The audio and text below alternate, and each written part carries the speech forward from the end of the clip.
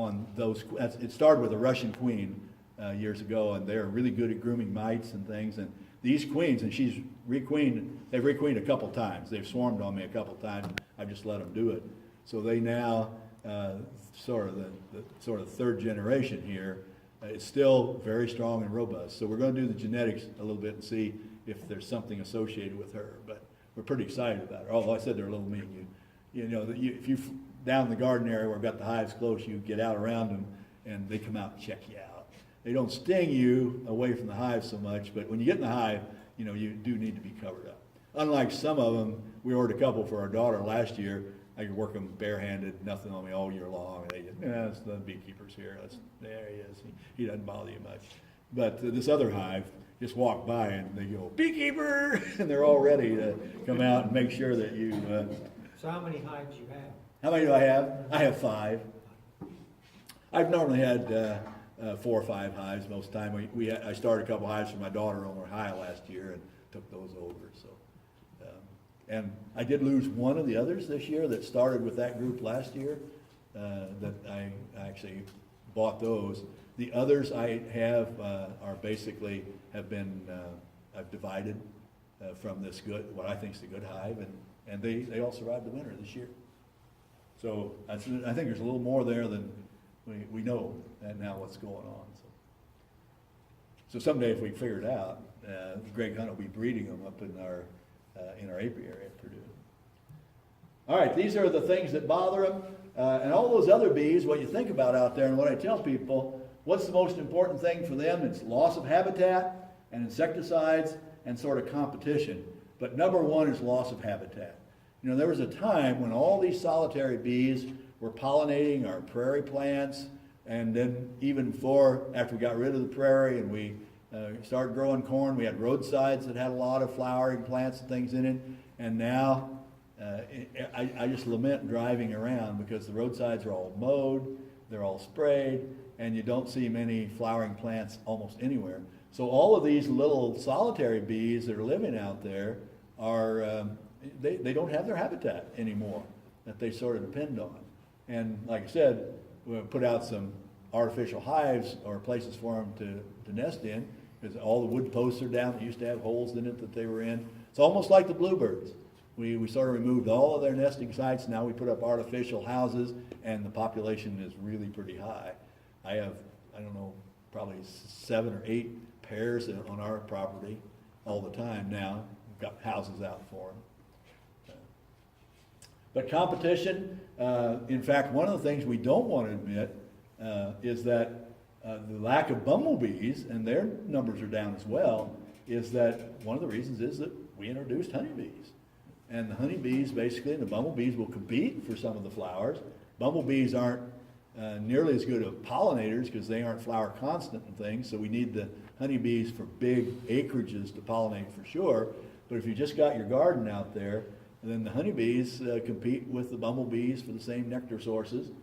So the competition between other species has become pretty important for the resources that are dwindling year by year. And so bumblebee populations are down a lot compared to what they were when people started measuring them back in the early 1900s. So what can be done? Well, what I tell everybody is you can become a backyard beekeeper, but you want to, don't get the gentle ones. They may not survive the winter. Get some of the mean ones. They're too mean to die in the winter. And some people are doing this. We're getting a lot more backyard beekeepers. Every time I go to some of the producers of bees around here, they say we've got more city people coming in. And I just talked to my daughter's area not too long ago, last fall. One of the cities next to her in Peninsula, Ohio, was passing an ordinance to allow urban beekeeping. There was some argument about it, but more and more cities are allowing, and we teach our students in beekeeping classes how to urban beekeep, you know, so you don't have a hive that people can walk right in front of with barriers around it, fences or shrubs or something to make the bees fly over. Most people don't get stung unless you get into the hive or if you walk into the flight pattern and it gets in their hair or something. So if you make the bees fly high above human patterns, then normally you can get by with doing it. So we're talking to them about how an urban beekeeper can set up their colonies. Careful use of insecticides. What I tell people is that gardeners don't like it, But if you're going to spray insecticides, get out there at night and do it. Now, the neighbors will talk about it. But none of the pollinators, I mean, get one of those minor lights, or I'm a coon hunter, get one of those coon hunting lights. And you can be out there spraying at night, because all the pollinators are gone. And what we kill most of them is when you spray and it's fresh on the plants, and when they land there, that's when you're going to kill them. So if you can spray in the evening, they're not there. Typically insecticides will dry up a little bit, so even, and like cucumber blossoms and things, they're going to close up the next day anyway, probably. So if you can spray at nighttime, you give the pollinators a reasonable chance of still being around. The other thing I tell everybody is that you provide the artificial homes, like these little straws and things. They'll use those as a nest, like you see here, and you drill holes in wood and things of the right diameter. They're fairly precise in what they want. You can actually look this up, but you can just get some straws and put them in a tube and hang them on a post out there, and they'll bring the pollen in, and you can look and see how many of these would actually be filled up by the individual pollinators in your garden. And then you don't need honeybees. If you've got some of these little pollinators, they'll pollinate everything you've got in the garden. And my orchard plants, I frequently tell people, I go out during pollination time with my orchard plants, whether they're peaches or apples or whatever, and I'll look up against the setting sun, and they're just, these things, the sun's setting, but they're still out. It's not dark enough where I'd want to spray yet, and it's just covered with all these little insect pollinators. But my honeybees, nowhere to be seen. And they're only 100 yards away, the colonies. And if I go look, I'll find the honeybees and dandelions and everything else, and I've got all these beautiful apple blossoms out here, and they aren't paying any attention. But all these other things are there. And I never have any problem of not having enough pollination because of the solitary pollinators. Now my honeybees get out there occasionally. I see them more in the asparagus than I do in the blooming plants. They love the asparagus pollen. I don't know why, but. So, what I tell people is plant flowers in your garden, because what the bottom line is, if you can get the pollinators to come into your garden right away, and you've got flowers there to attract them, then when you've got crops, whether cucumbers, whatever they are, that need to be pollinated, you've got the pollinators already sort of trained to be in your area. So, plant flowers, spray at night, and put up a home, and you'll have some pollinators. Or get yourself a colony of bees. They're fun to work, and the fruit's not bad. Yeah, I got to point out. Any questions?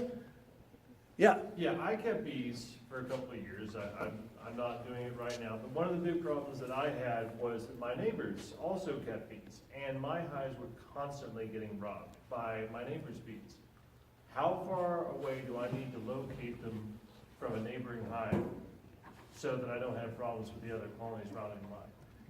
You can't. See, that's what I was afraid you'd say to me. Yeah, you can't. Bees will fly up to 2 miles, and if they've found a colony. Now, here's what I tell people. I'm not picking on your beekeeping stuff here. But what I tell our students is that in general, robbing shouldn't happen if the colony's strong.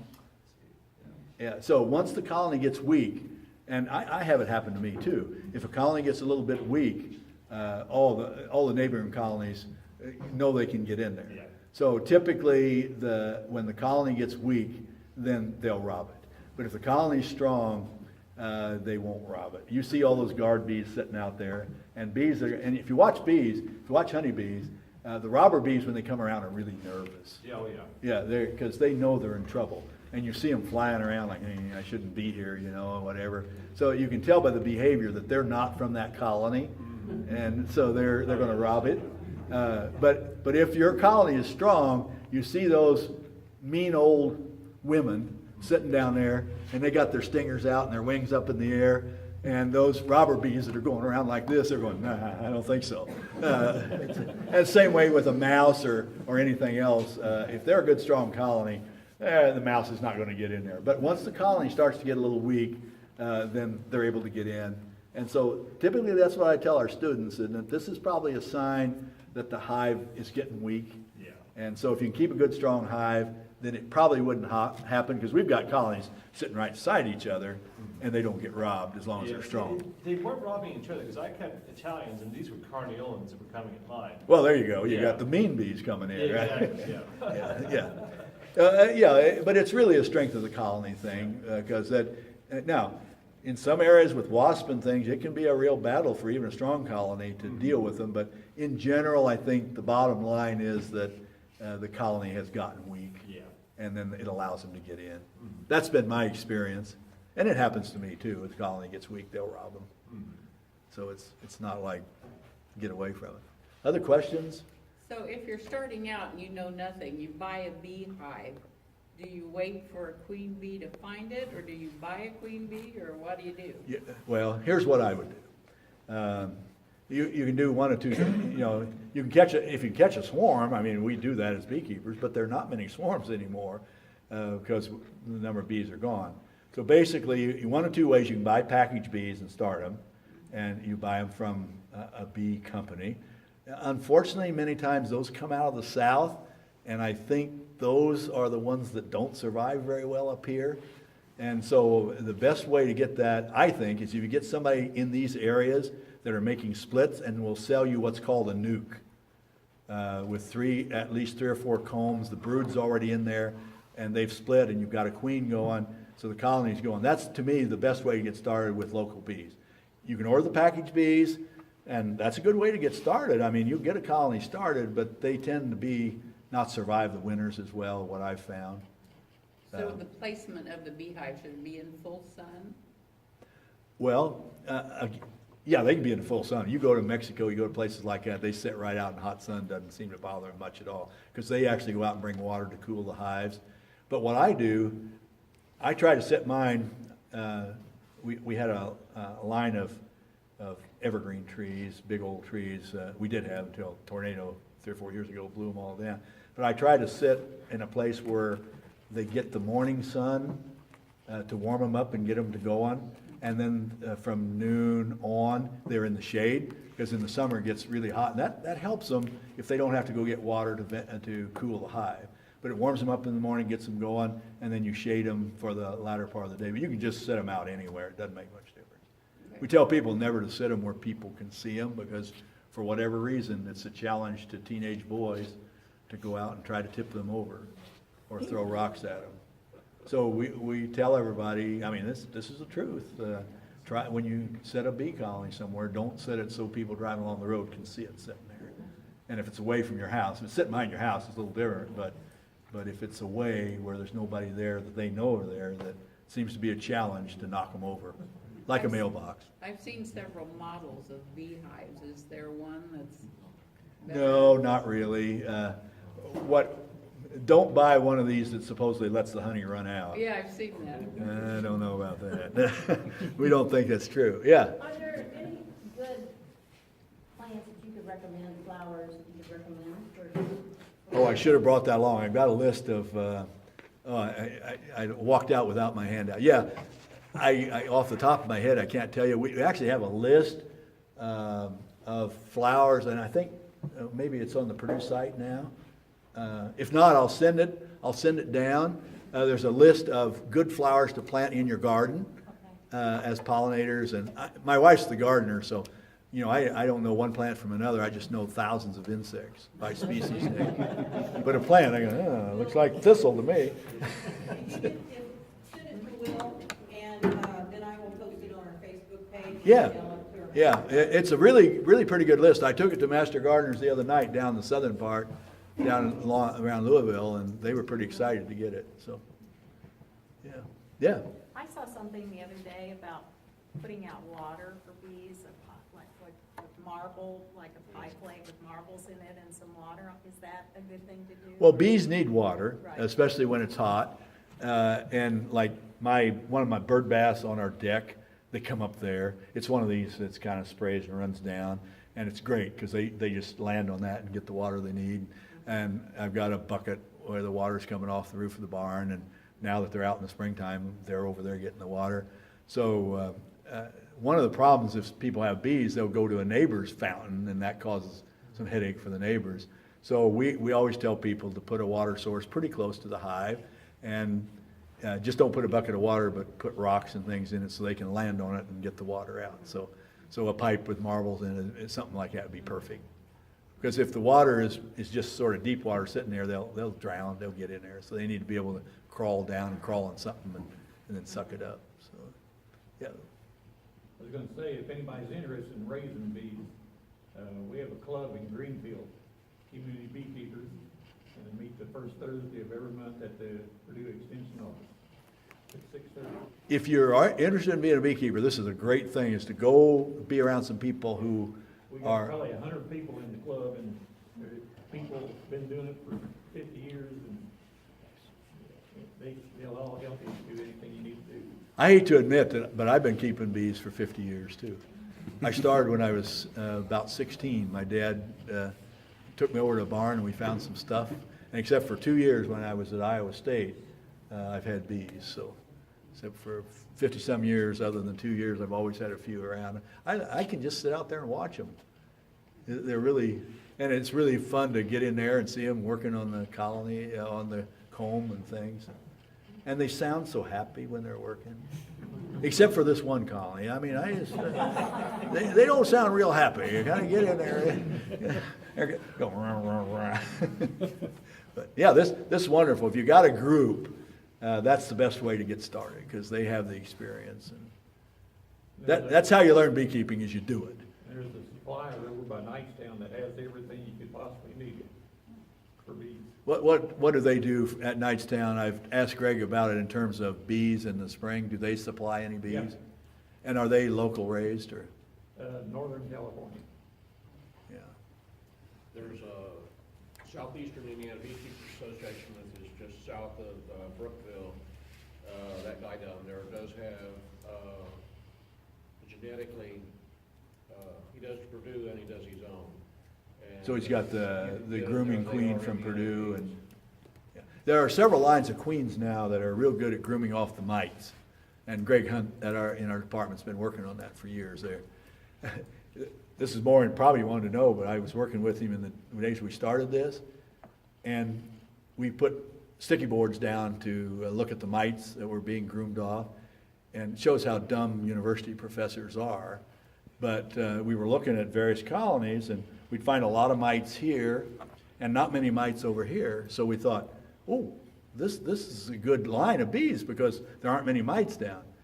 But what we had missed was the reason there were lots of mites over in this other one is because those queens were grooming all the mites off, those lines of bees, and dropping them down. So the ones that there weren't many down there, they were just, we soon learned that they had a lot of mites on the bees in that colony. This one didn't have many. But initially we're going, well, we need to find out what the genetic makeup of these queens are.